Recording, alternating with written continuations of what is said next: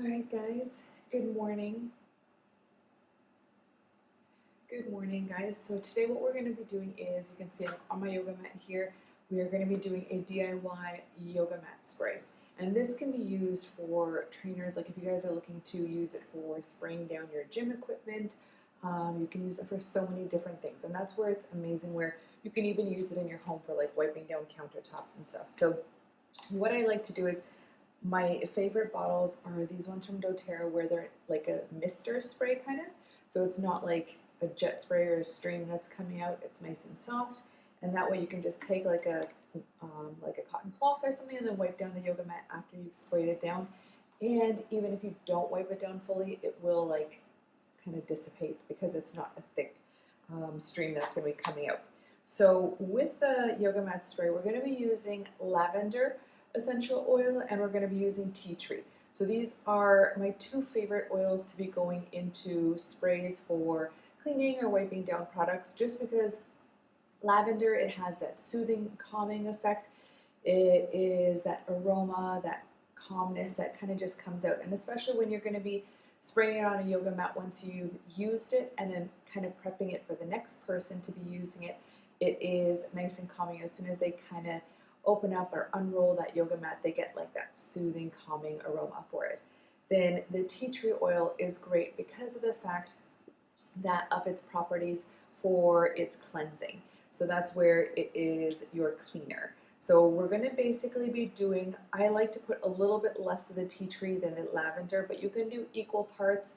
You can also do the Purify essential oil. That's a great one to be using. You can use On Guard essential oil. So basically kind of go what you want to be using for your aromas, but make sure that you're using one of the oils that does have like those cleansing and cleaning properties in it as well.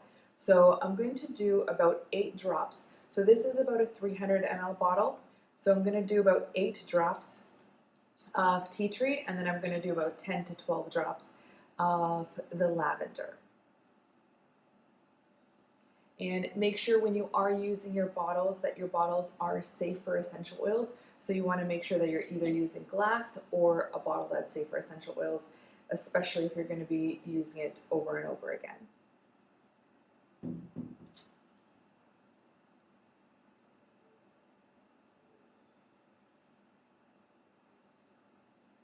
So for the lavender, we did about 12 drops of that. Love the aroma of it, super calming. And then I just have a glass or like distilled water. If you don't have distilled water, just take your tea kettle, warm up some water, allow it to cool down, and then I'm basically just going to top it up all the way to the top.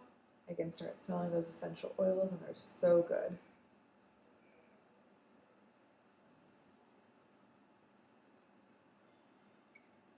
All right, so we're pretty much at the top here.